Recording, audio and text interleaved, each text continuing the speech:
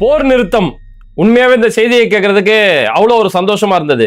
அமெரிக்காவுடைய மத்தியஸ்தமம் செஞ்சு இப்போ போர் நிறுத்தம் அப்படின்ற ஒரு முடிவு எட்டப்பட்டிருக்கு.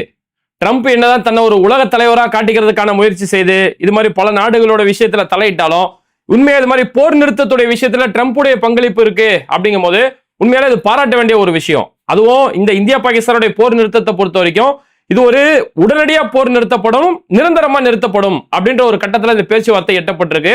போர் நிறுத்தம் அப்படின்ற அறிவிப்பு வந்த உடனே 2 நாட்டுடைய வான்வழி திறக்கப்பட்டுருச்சு. ஏன்னா பாகிஸ்தான்ல அவங்களுடைய விமான சேவைகள் ஒட்டுமொத்தமா ரத்து செய்யப்பட்டது.